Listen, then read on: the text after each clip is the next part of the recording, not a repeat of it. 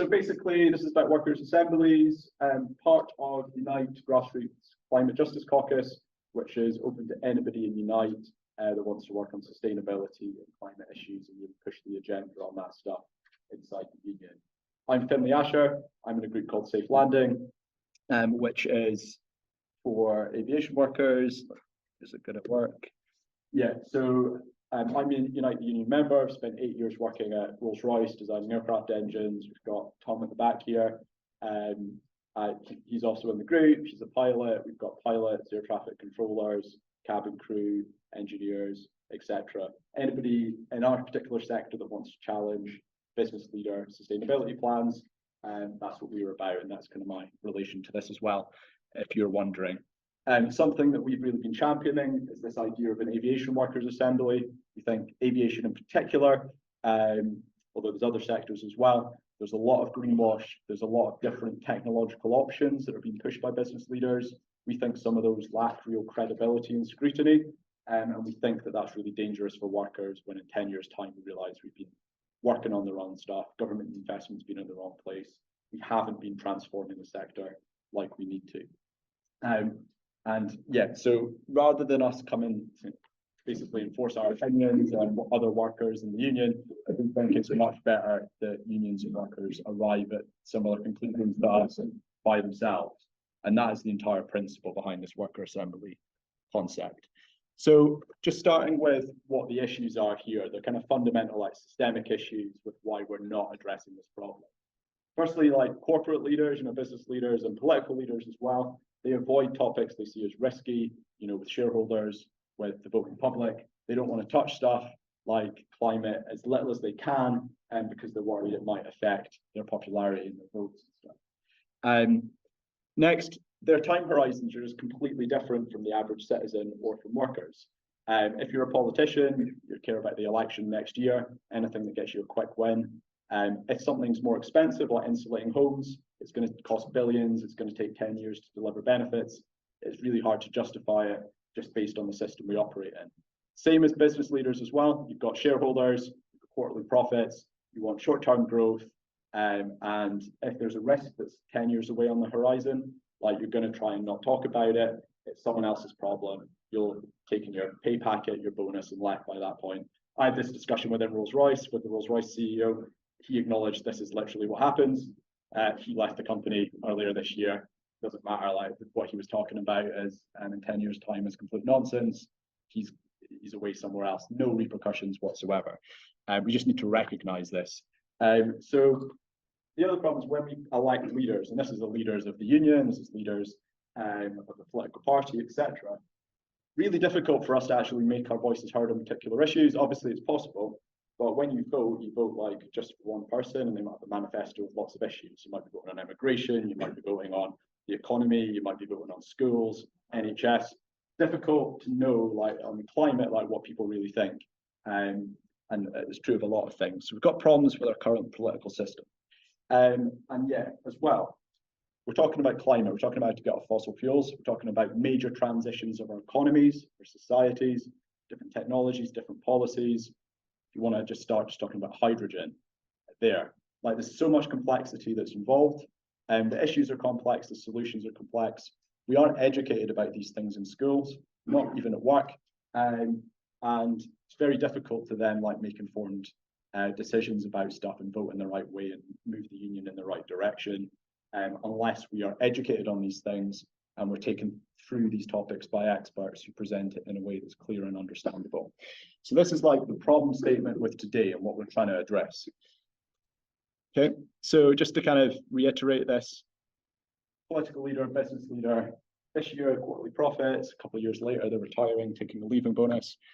However, the climate crisis is really going to hit in the 2030s. It's obviously bad now, it's getting worse, but it could be absolutely catastrophic in the 2030s, and we're going to see rapid transitions of our societies, of our economies, massive food price rises.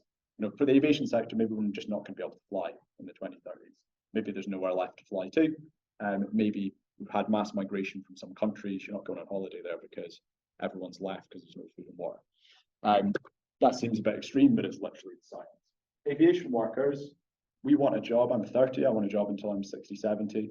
I'm going to be living through the 2030s, the 2040s, the 2050s. It really matters to us. And you could replace aviation with any other sector.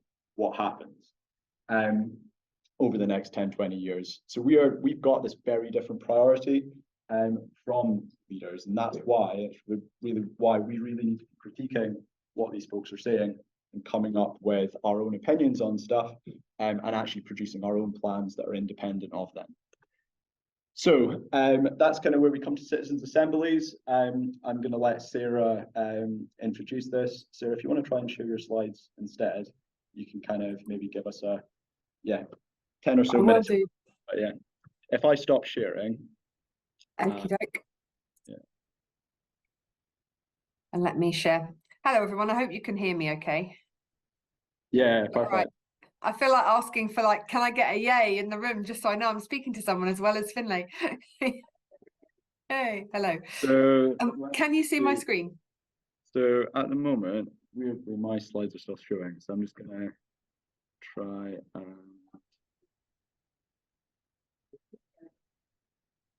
Yeah, just give me a second. Zoom. Why is that still presenting? Because I literally don't have it. Oh, it's showing on mine that it's. Let me just try again.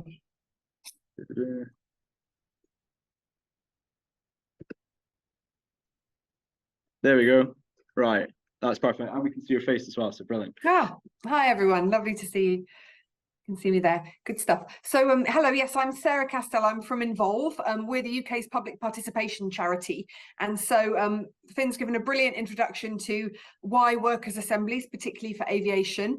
But I wanted to give a kind of broader grounding about citizens' assemblies more generally, because these are not a new thing or a kind of wacky, crazy, unusual thing. They're something that's been in play for a long time, and they're really, really useful for solving some of those longer term challenges that we've just heard outlined. So I wanted to just give you a little bit of that background and a sense of, you know, how we talk about them, how they're being used in other sectors as well as aviation. So first of all, I guess what is a citizens' assembly, or in this case, a workers' assembly? I think citizens' assembly is kind of where it comes from, so I'll stick with that language to start with. So you've got a group of people, they're coming together to discuss an issue or issues, and they reach a conclusion about what they think should happen next. And that conclusion can be in the form of really specific recommendations or general principles. Usually there's some sort of trading off and coming up with recommendations that critically that everyone in that session can feel they've got common ground on. So it's not about people voting each other down or people, you know, having a winning minority or something like that. It's usually about coming to something that everyone can live with, if not something that everyone can wholeheartedly is their preference, but it's got to be something that they can live with.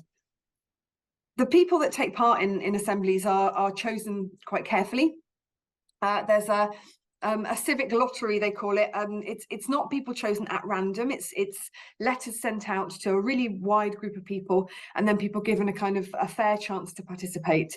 So that the people that then make up the final group are chosen from that bigger group of people who want to participate to reflect the wider population. So usually you might get 50 people, 100 people, up to 250. So it's not representatively valid, like if you do a big survey with 2,000 people in, but it is a reflection of the wider population. So if it was a workers' assembly, it might be a reflection of all the types and different kinds of workers that exist in the industry, or it could be the people that live in a certain area or the makeup of the population of the UK, something like that. And you can stratify for attitudes as well. So sometimes you might want to think about what people's political views are or what their preferences are. Do they like a small or a large state, that kind of thing, if that's relevant to the question you're discussing. Another sort of key feature of it is that it goes on for several days. And that you don't just kind of, it's not a sort of one hit or a few key questions. It's a long process where people spend time together and talk and discuss. And the people there go through a process of learning, deliberation, so sort of reflecting and weighing up and sharing their views and seeing what's most important, and then finally decision making. And sometimes as well, there's a kind of accountability stage too about what's going to happen next and how that's going to be taken forward into some real policy or some difference in the world. And also critically, there's a team of impartial facilitators as well. Citizens' assemblies can be designed in lots of different ways, but there's always some kind of impartial group holding that process and holding and facilitating people. So how do you know if you've got a good citizens' assembly or if you've got something that's just pretending to be an assembly? Well, you need a really clearly defined question. So it's not just something like something very value laden and vague, like, you know, how do we have a better life? It's got to be, but it's also not something incredibly precise, like, you know, exactly how much money should the bus fare be? It's got to be something broad and clear where there might be differences of opinions and where you can come to a view on it. And importantly, there should be a public commitment by those in power, like often with the work that we do, often that's politicians, or that could be the UK government, the Scottish government, a local authority, something like that. But also we do work with business, so that could be the owners of the business or the decision makers there that need to engage and respond and implement what the Assembly has said. It's not always about the Assembly coming up with the policy position or the answer, but the recommendation they make should be something that you can see traced through to what eventually gets done. And usually there's a process by which the people at the Assembly can hear afterwards, the members can hear afterwards what was done with what they said. It's got to be transparent. As I said before, it could be a mini public, a representative of the public. You cover the costs of participants. Otherwise, if you don't do that, you end up with some people much more able to attend than others, because of all the reasons we know that some people have more free time, more money, more choice than others, right? You have a wide range of accurate evidence. It's accessible, it's independently verified, and you share that in quite a staged way with the members of the Assembly so they can learn and deliberate together. And that's where the facilitation and the design comes in. And you have adequate time for participants to learn and develop recommendations. And that team that does that is usually an arm's length team. That's what my team does. We're not the only people in the world that do it, but we're really keen that it's done properly, I guess, however it's done. So that's a sort of whistle-stop tour through what they're like, and when you're there in the room, they're quite a powerful experience. There's usually a lot of very different people, some of whom have never done anything like that before, lots of people who are sort of hearing their voices and sharing their views for the first time, and I think that's the case whether it's workers in an industry or residents in an area, anything like that. It's people really having the chance to say and hear themselves talking and hear themselves deliberating with others and sharing both their experience and their experience of the information they're given. So we had a bit of a think about, you know, Phil has already talked about why you might want to do a workers' assembly in this particular aviation context, which is brilliant. I would completely support that. But I think in general, there are perhaps 4 big reasons why I think these kind of processes could be really helpful.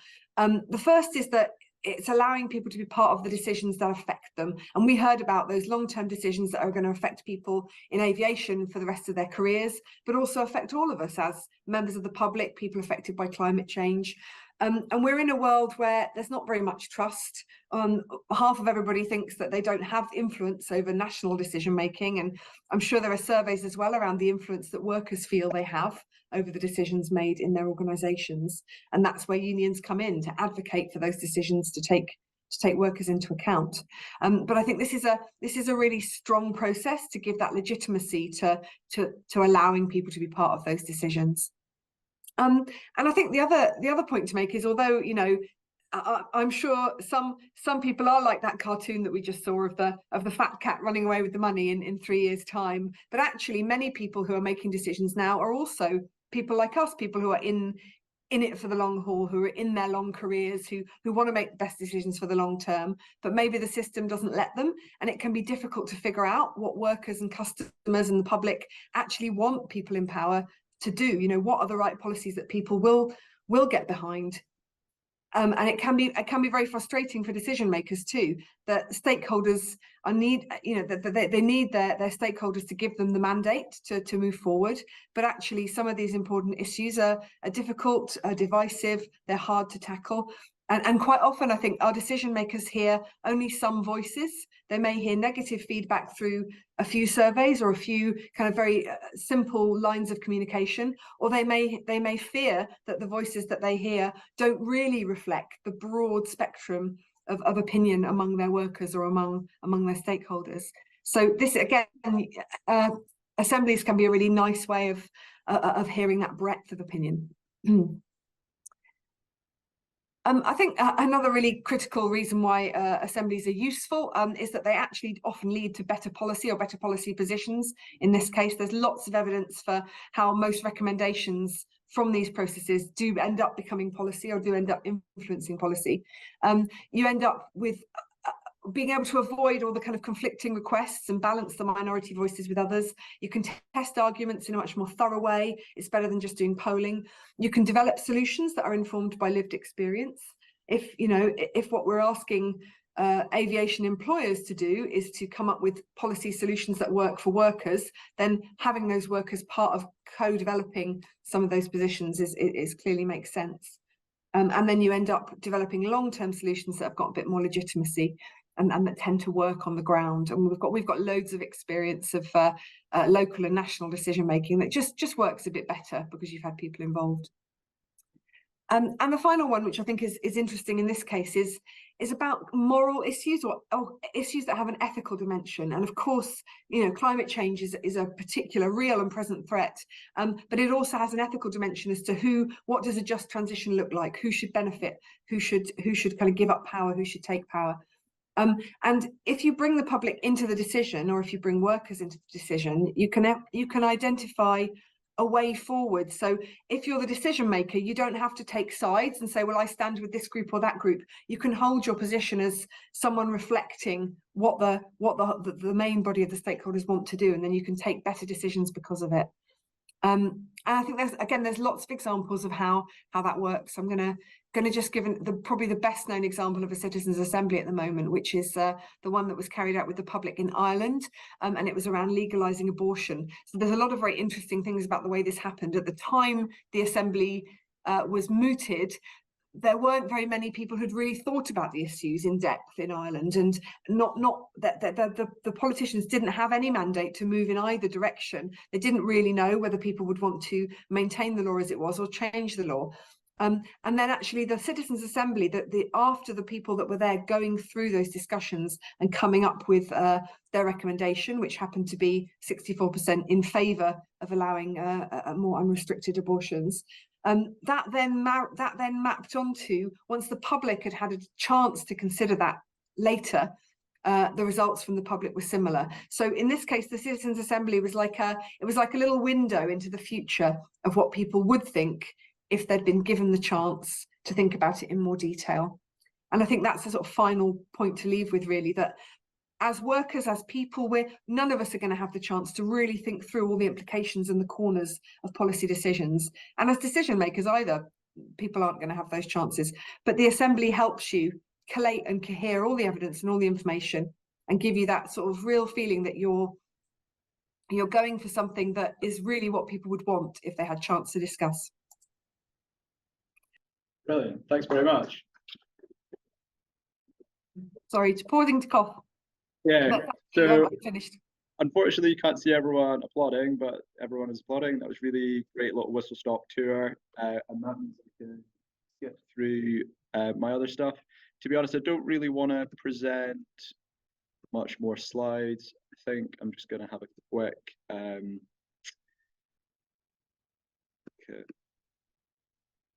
So yeah, I think really, rather than do anything with bullet points, let's just kind of go back to the fundamentals of this. Is it going to work? So just to kind of recap on this assembly, I mean, just kind of elements of it is like, firstly, actually go to the next one.